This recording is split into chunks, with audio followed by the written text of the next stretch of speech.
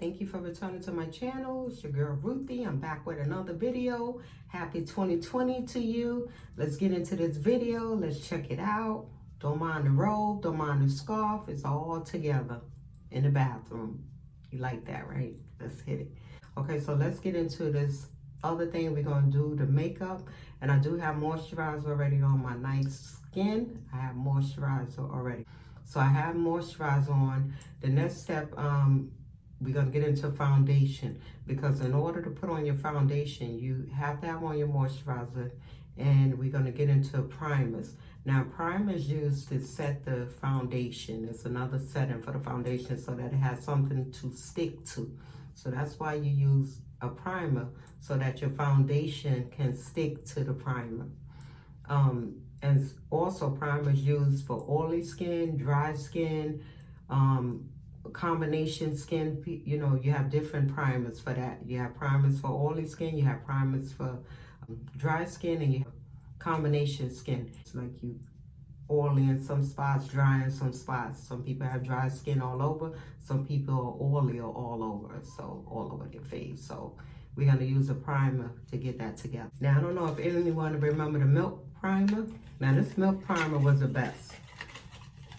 Everybody was hyped about this primer when it came out. This was like the talk of the town when it came out. It was like better than news, better than gossip, better than Love and Hip Hop. What?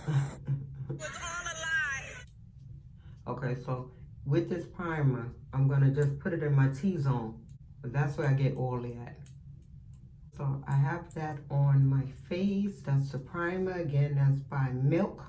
Milk claiming that it's supposed to do. Now, according to what this primer states that it do, that it holds the makeup all day for a super fresh finish. Now, that's what it says it does. So, again, it's going to hold the foundation together. So, therefore, the foundation shouldn't separate on your face, because that's the primer. So, that's where I use it in my T-zone, because that's where my oil is at the most. So now we're going to go into one of my favorite foundations. It's one of my favorites. I have so many, because some, you know, they bring out so many foundations that are so good. And they apply good once, like I said, if you have good skincare regimen, you're going to, 9 out of 10, your foundation, doesn't matter if it's affordable or inexpensive or whether it's expensive, your foundation will lay correctly. Once you have a great skincare regimen. Okay, that's what's important. It doesn't matter what kind of makeup you buy, whether it's inexpensive or whether it's expensive.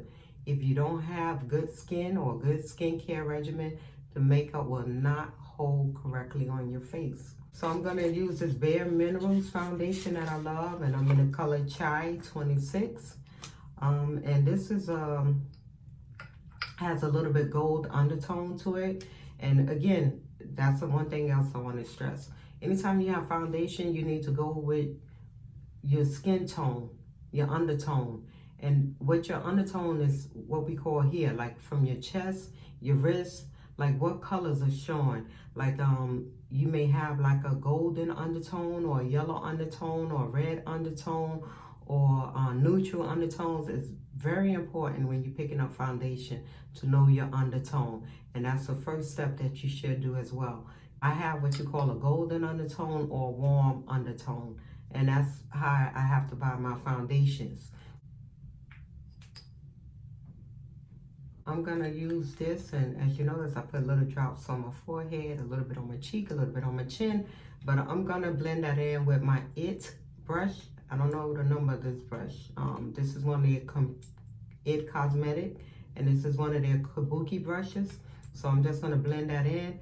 Again, what I always say, I'm looking at you, but I'm looking at myself because I love looking at me. I love me. Let's get it. You just want to dab first.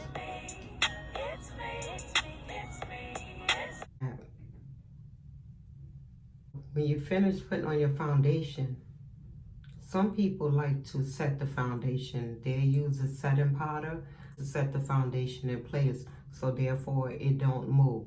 Now, I don't like all that product on my face. I try to use as less products as possible. I try to use as less products as possible. So it's important that you have to do what works for you. So I try not to use too much foundation under the eyes, because under my eyes tend to, I have fine lines, and I don't want the foundation to crease under there, or my concealer. So I try to use less products up here, and I try to use less products in general. So I don't all the time. Sometimes you may see me set my foundation.